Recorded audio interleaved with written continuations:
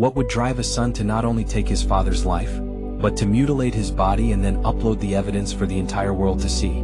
It's a question that chills the blood, a nightmare that feels more like a horror movie than something that could happen in the real world. And yet, in the small, quiet town of Levittown, Pennsylvania, this nightmare became reality. On January 30, 2024, the Mohn household, once filled with ordinary routines, laughter, and the familiar hum of suburban life, was transformed into a scene of unimaginable violence. Behind those walls, an act was committed so disturbing, so grotesque, that it would ripple far beyond the quiet street, capturing national headlines and leaving even seasoned investigators shaken. At the heart of this tragedy was Michael F. Mohn, a 68-year-old father, friend, and colleague. Michael was not just another name in a case file, he was a man with a story, a man who lived with dignity and gave more than he ever took. Even after his retirement, he continued his service as an engineer for the U.S. Army Corps of Engineers, committed to supporting projects that help protect communities and strengthen the country.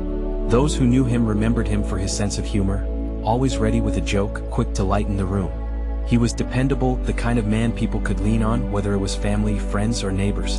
For his children, he was more than a provider, he was a presence, a steady hand, someone who carried the wisdom of a lifetime and offered it freely. To the outside world, Michael was the embodiment of normalcy, the sort of man whose life should have been defined by family milestones, by laughter at the dinner table, and by the peaceful rewards of retirement. But fate had other, darker plans. And the darkness came from within his own home. Because living under the same roof was his son, Justin D. Mohn, a 33-year-old man torn between the face he showed the world and the turmoil boiling beneath his skin. Outwardly, he was just another Bucks County resident, his life seemingly ordinary. But inside, Justin was a storm. For years, he had been unraveling, immersing himself in online rants, conspiracy theories, and a growing fixation on government corruption. To those who only glanced his way, Justin might have seemed like an opinionated young man with strong beliefs. But beneath that surface was a darker transformation. The bond between father and son had twisted, corroded by paranoia, resentment, and a dangerous conviction that his father, his own flesh and blood, was no longer an ally but an enemy. This duality is what makes the story so chilling. A devoted father and a disturbed son living side by side.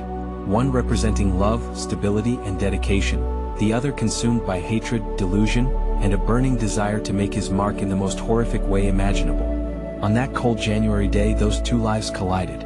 And the outcome was a crime so shocking that even experienced prosecutors would later describe it as straight out of a horror film. This was not just a murder.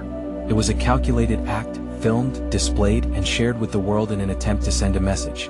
A tragedy that forces us to ask, how does an ordinary home in an ordinary American neighborhood become the stage for such unspeakable brutality? And more hauntingly, how could a son look at the man who raised him and see not a father but a target? To understand the horror of what Justin Mohn did, we have to first understand who he was, and who he became. Born and raised in Bucks County, Pennsylvania, Justin grew up in the same home where he would later commit his unthinkable crime. From the outside, his life appeared ordinary. Neighbors remembered him as quiet, even withdrawn. He wasn't the kind of man who stood out in the community.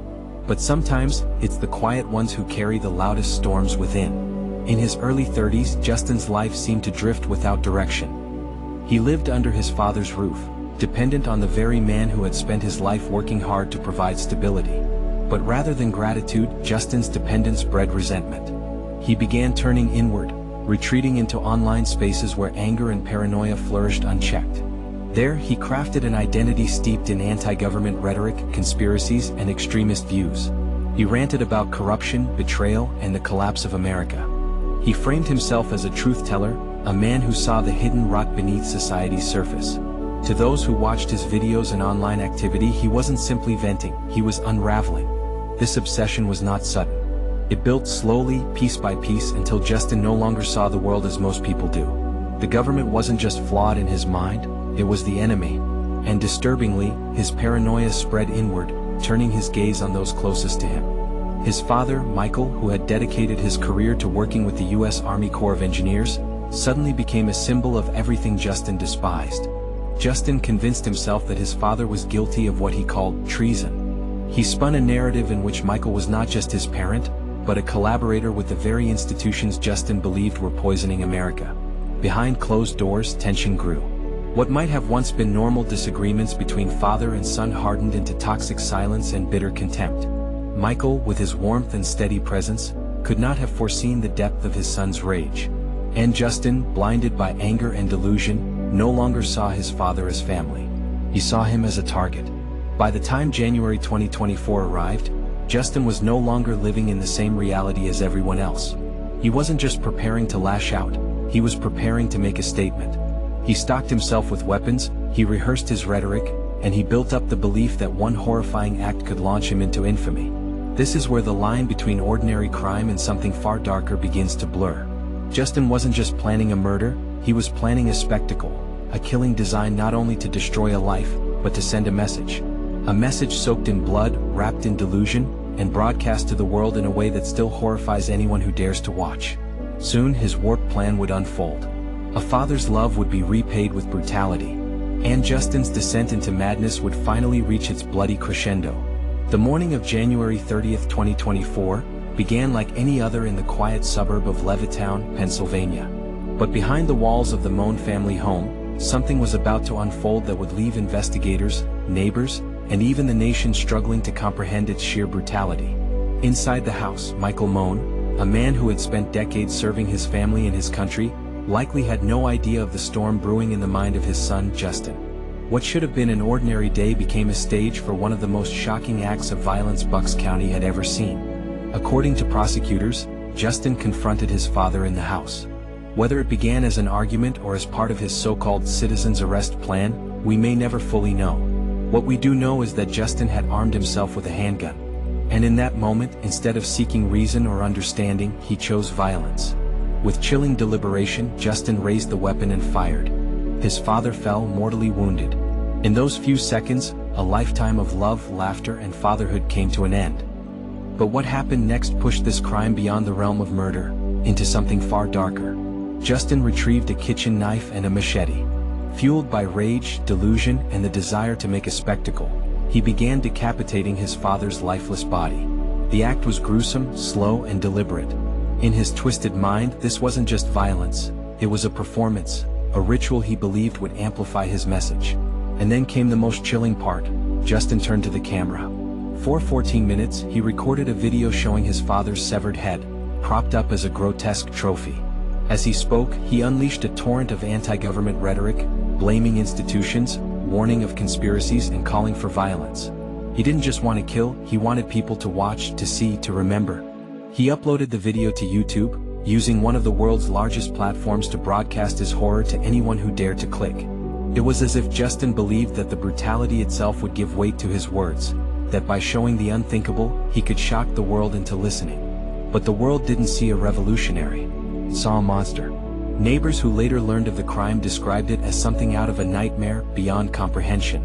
Law enforcement officers, hardened by years of dealing with violent crimes, admitted that this scene shook them to the core. One prosecutor would later say, it was straight out of a horror film. But this wasn't a movie. This was real. The house on that quiet Pennsylvania street was no longer just a family home. It was now a crime scene drenched in grief, shock, and blood.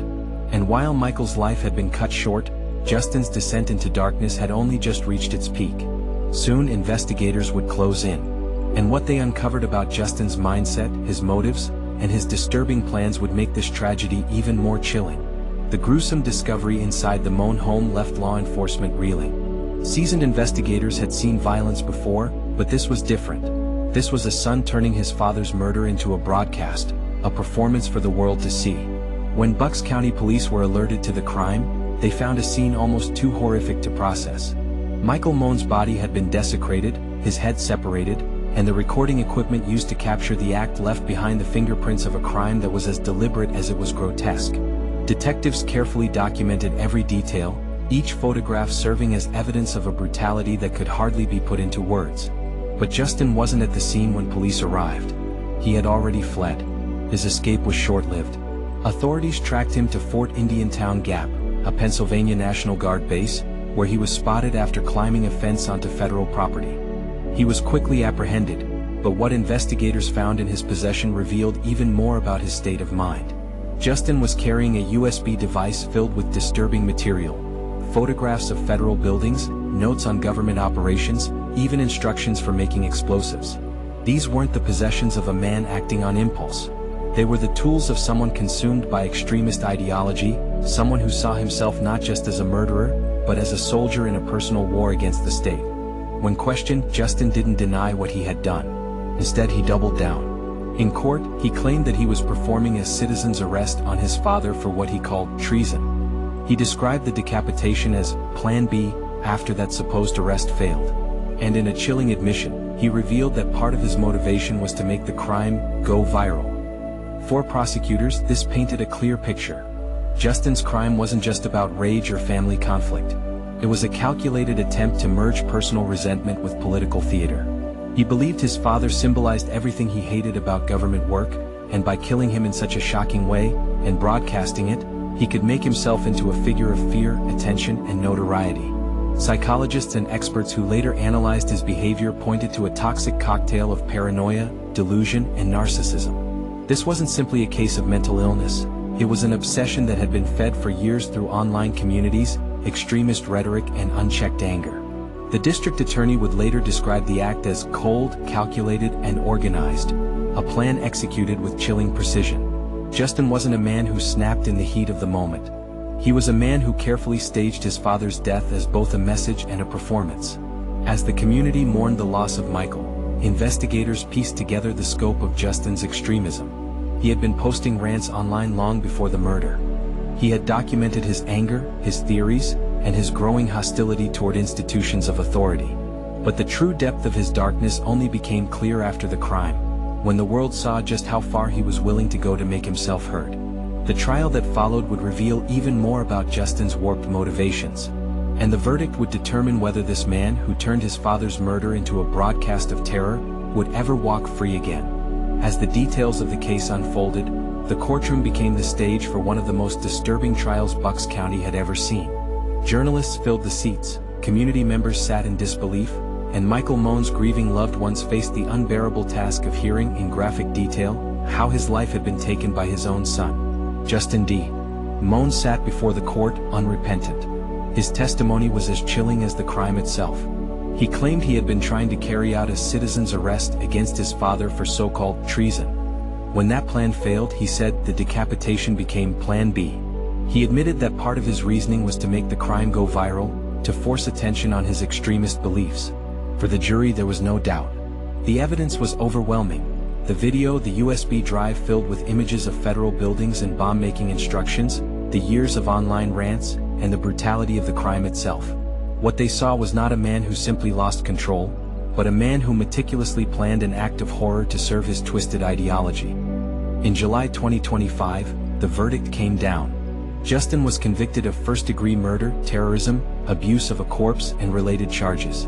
The judge sentenced him to 2 consecutive life sentences without the possibility of parole. It was a punishment as final as the crime itself. For Michael's family, no verdict could bring him back. In victim impact statements, they remembered him as a loving father, a man of humor and compassion, a steady presence who had given so much to his community and his country. His sudden, violent loss left a wound that will never fully heal. The community of Levittown was shaken. Neighbors who had once passed the Mohn house without a second thought now saw it as a place marked by tragedy.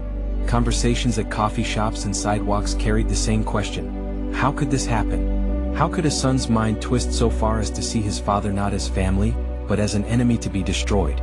Even seasoned prosecutors struggled to put the case into words. One compared it to something straight out of a horror film. But unlike fiction, this was real. A father's life was gone. A family was destroyed. And a son's descent into delusion had ended in one of the most grotesque crimes in recent memory. Yet, as with so many true crime stories, unanswered questions remain. What warning signs were missed? Could this tragedy have been prevented if Justin had received intervention sooner? Was his hatred born purely of ideology, or was there something deeper? Mental illness, untreated trauma, or a need for infamy at any cost? For those who watched the trial, for the family left behind, and for the community that must live with the memory, the case of Justin D. Mohn stands as a reminder of how fragile the line between ordinary life and unthinkable violence can be. And perhaps the most haunting question of all, if hatred and obsession could turn a son against his father in such a brutal way, what does that say about the hidden battles being fought inside other homes, behind other quiet doors? If you've made it this far, I want to hear from you. What are your thoughts on this case? Do you think Justin was driven purely by ideology, or was there something deeper at play? Share your theories in the comments. And if you want to hear more true crime stories, real tragedies that reveal both the darkness and resilience of the human spirit, make sure to subscribe and turn on notifications so you never miss what comes next.